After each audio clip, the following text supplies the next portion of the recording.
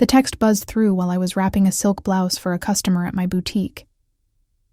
I'm leaving you for my 22-year-old girlfriend. We're moving to LA. Joint account's empty. Good luck. My heart didn't race. My hands didn't tremble as I tied the ribbon around the package.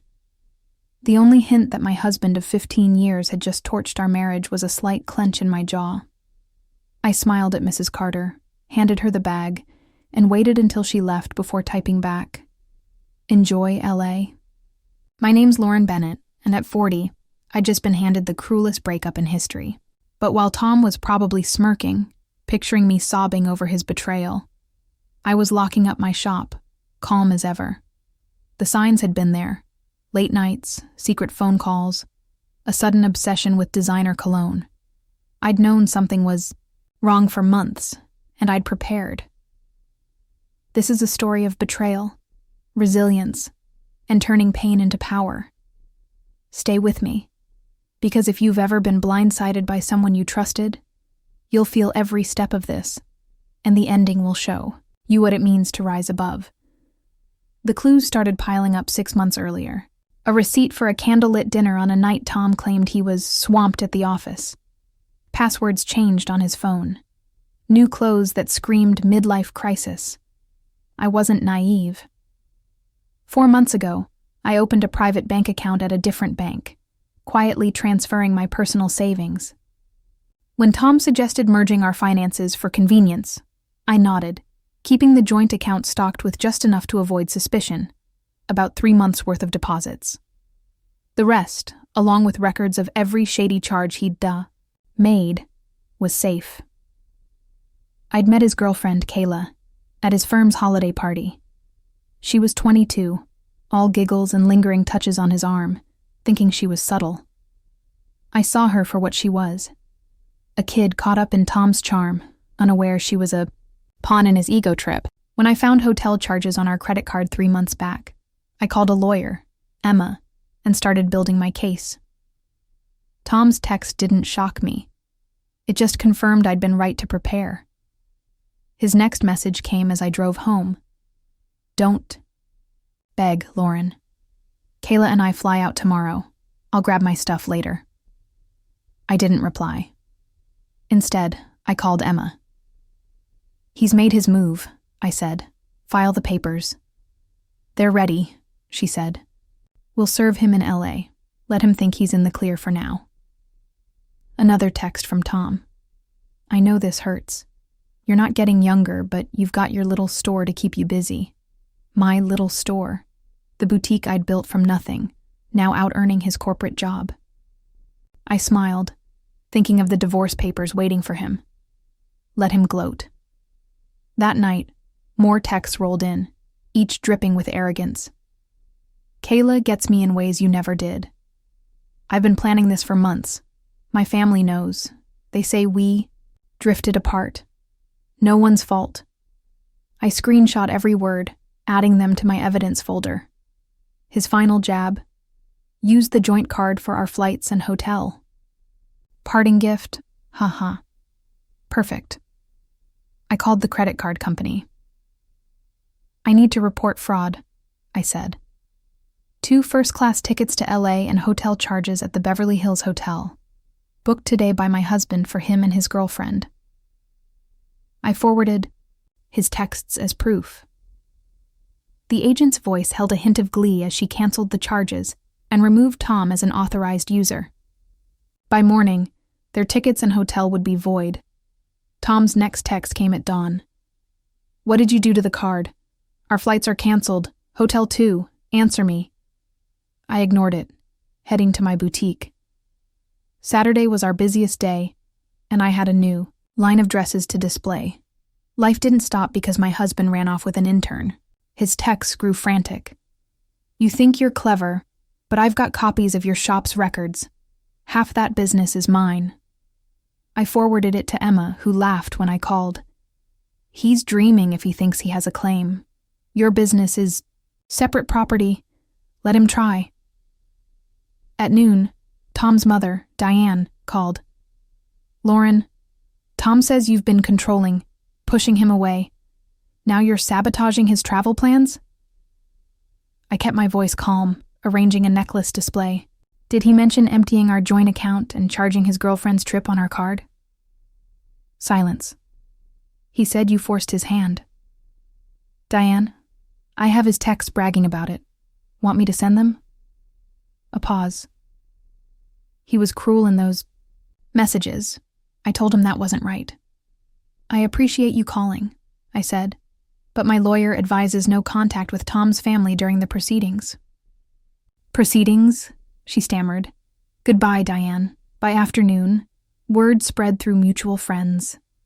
Tom and Kayla were stuck in a cheap motel near the airport, their LA dreams on hold.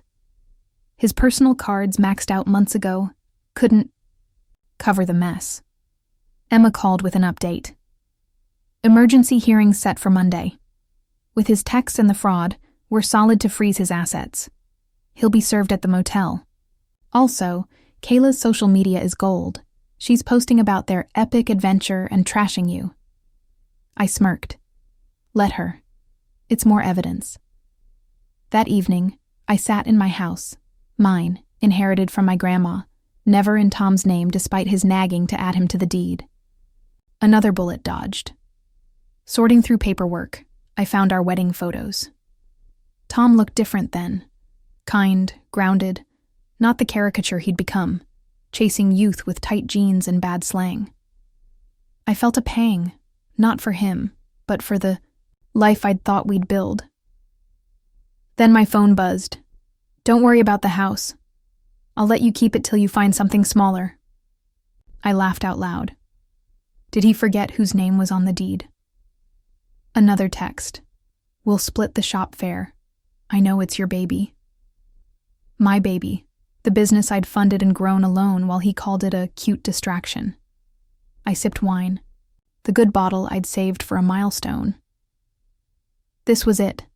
Monday's hearing was a masterclass in consequences. Tom showed up in his new LA wardrobe, designer sneakers, a too-tight blazer, looking every bit the midlife cliché. Kayla waited. Outside, her youth stark under the courthouse lights. Emma laid out our case. Tom's texts admitting he emptied the account, the fraudulent charges, a year's worth of shady transactions I'd tracked. Tom's lawyer, clearly scrambling, tried. My client made impulsive choices, but Mrs. Bennett's actions were calculated. Emma didn't blink. Prudent, not calculated. She protected her assets and documented his misconduct. That's not revenge. That's foresight. The judge, a no-nonsense woman, turned to Tom. You admitted to draining a joint account and using shared credit for personal travel with your girlfriend. Do you deny this? Tom squirmed. I wanted a fresh start. By committing fraud? She said, eyebrow raised. And you claim rights to her business and home, which records show are separate property? His lawyer jumped in. The business grew during the marriage. Before and during, Emma cut in. Mrs. Bennett kept it separate, with records to prove it. The judge's ruling was swift. Shared assets frozen. Tom ordered to repay the joint account within 24 hours. It's gone, he blurted. We spent it. Then find a way, the judge snapped. And Mr. Bennett using joint funds for your fresh start doesn't sit well with this court. Outside, I overheard Kayla asking about their LA plans. Tom's mumbled reply faded as I walked away, my heels clicking with purpose. The weeks that followed were a spiral for Tom. He tried claiming he'd inspired the boutique, even suggested he'd invested in it. My records, every receipt, every deposit, shut that down. Emma called, amused. He's desperate. Kayla's posts showed they're in her tiny apartment now. Living on her barista wages isn't the Hollywood fantasy he sold her. Tom's family flipped fast. His sister Carla called. We believed his story about you being cold, controlling.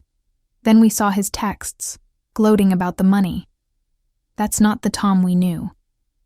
His mother, Diane, left a tearful voicemail. The things he said about your age, replacing you, I thought I raised him better.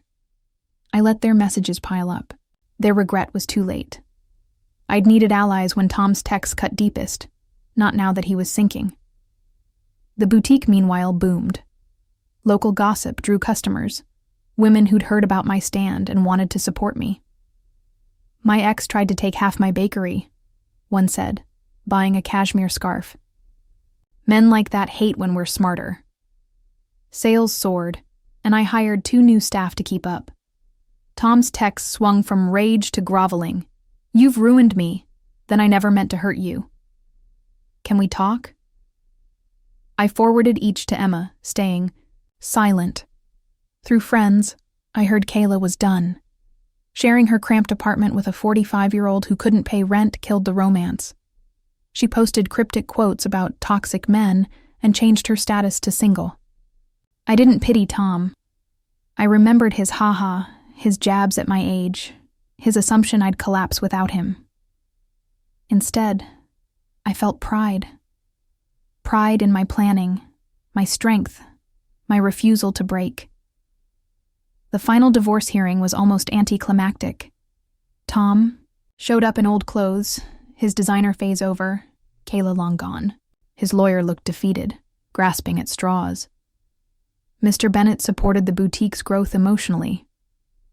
Emma scoffed, like these texts calling it a little hobby, or his posts mocking her work. The judge wasn't having it. The settlement was clear. I kept my house, my business, my savings. Tom got his car, worth less than its loan, and his belongings. "You've destroyed me," he muttered as we left. "I'll live with my parents." "No," I said, meeting his eyes. "You did this. I just made sure you didn't take me down with you." Diane waited outside to drive him to her house, his new home at 45. The irony wasn't lost on me. 6 months later, my boutique opened a second location. While Tom floundered, my little shop was thriving, with an online store gaining national buzz. Mutual friends shared updates. Tom's dating apps went nowhere. Women his age saw through. Him, younger ones, knew his story. His job took a hit too. An HR probe into his affair with Kayla cost him a promotion. Carla visited the boutique, her tone sheepish. "We bought his lies at first," she said, eyeing a leather purse. "But his texts, his actions, I'm sorry we didn't see it sooner." I nodded, ringing up her purchase. "It's done. I'm focused on what's next." Emma kept me posted on Tom's futile attempts to challenge the settlement. "He claimed the account text was a joke," she laughed. The judge asked if, haha, makes theft legal. My business drew attention, not for the drama, but for my savvy. Local magazines featured me as a trailblazer, and young entrepreneurs sought my advice. "Keep everything separate," I told a woman starting her own shop. "Trust your gut." A year out, Tom's mother called, not about him, but to reflect. "You showed us we enabled him," she said. "He's still at home, blaming everyone, Kayla, you, his boss, but we're done excusing him." I listened, distant. Their family mess wasn't mine anymore. My world was full, plans for a third boutique, a luxury jewelry line in the works. Tom's texts stopped after I blocked him, but one lingered, framed in my office. "Have fun with your little shop. It'll keep you busy in your old age." Below it, my latest business award gleamed, proof that success outshines cruelty. 2 years later, I spoke at a women's business conference, not about divorce, but about protecting assets and building empires. A young woman asked, "My fiancé says separate accounts are mistrustful. What do you think?" I smiled. My ex said the same, right until he tried to take half my business. Protection isn't paranoia, it's power. My chain grew to 5 locations, employing 40 people, featured in national outlets. Tom, I heard, rented a room above a garage, working a lower-paying job after his firm downsized. Kayla, now a customer, ran her own marketing startup. "You showed me what's possible," she said, buying a necklace. not chasing someone else's promises. Diane attended my 5th anniversary celebration, buying a dress from my flagship store. Mark talks about his glory days, she said. He doesn't get that he didn't lose you. He threw you away. I nodded, helping a new hire with inventory. My reflection in the shop window showed not a woman aging, but one thriving, wiser, stronger, unstoppable. Tom's text was meant to end me. Instead, it launched me, and every boutique, every award, every empowered customer was proof. The best revenge isn't getting even. It's building something no one can take away.